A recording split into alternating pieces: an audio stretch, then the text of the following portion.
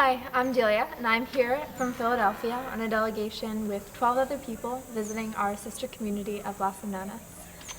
I came 2 years ago as well on a similar delegation that was mostly youth. There was 7 of us, and six of us were under the age of 25. A week before we came, there was a murder in the community, and it took a lot for us to try to figure out what we were going to do in response to that murder, because we knew that there was some safety issues, and it took a lot of meditation on what to do with our families, but ultimately we decided that it was right to come because we knew that we would be safe by talking to the people in the community, by talking to people from Cryptis, and by talking to people from the sister cities.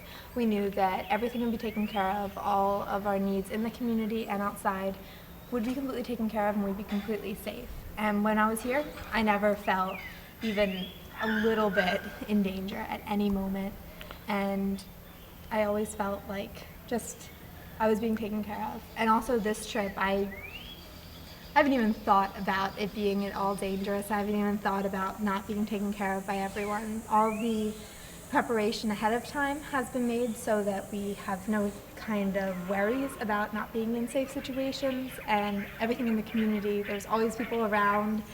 We never are not in a group, and everyone in the community is just nice. There's nothing bad that could happen. Okay, hi, my name is Mary, and I'm Delia's mother. And so I was part of the decision to ultimately go forward with the trip 2 years ago, knowing that we were coming into a community that was reeling from a really frightening death that came from outside, a boy my daughter's age.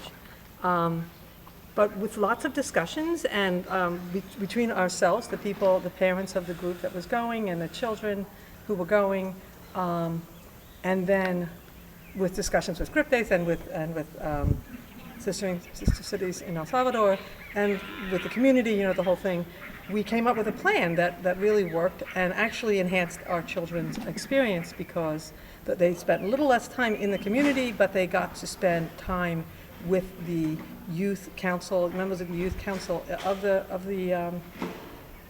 our community, and then they deepened their connection with them. And I think we're seeing the fruits of that bearing now. So, hello, my name is also Mary, and I have 2 children who are now adults who came many years ago. And a year ago, we had a building group, interfaith community building group planned with the help from Cryptis and Sister Cities and the Romero Center in Philadelphia that has membership from several faith communities.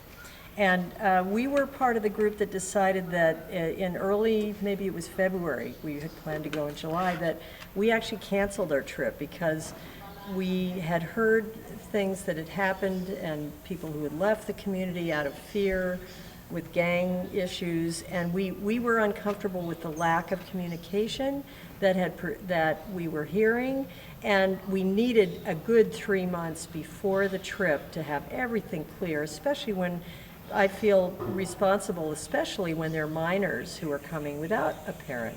And so this year, over the last year, there was a lot of communication, a lot of both apologizing and filling in gaps of information we didn't have, and ways we know that we really do know that for many, many reasons El Salvador is a country that still reels from violence, much of which is related to many of the social and economic problems caused by the U.S.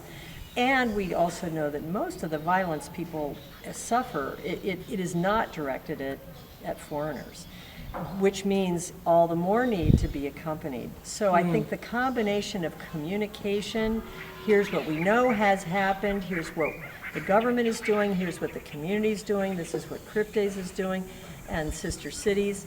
And their routine actually has always been very comforting. You're met at the airport by a wonderful driver and a staff member of Sister Cities.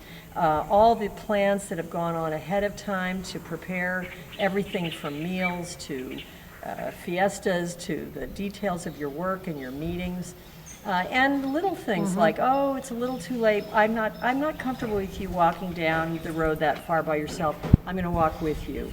And so there is just such a level of communication that any group should ask for, and I know will get, and will feel so rewarded in the international bonds that you'll just feel in the amistad, y felicidad, y solidaridad that we will experience. So we all encourage you to think positively about this and to feel free to be in touch with any of us if you have more questions.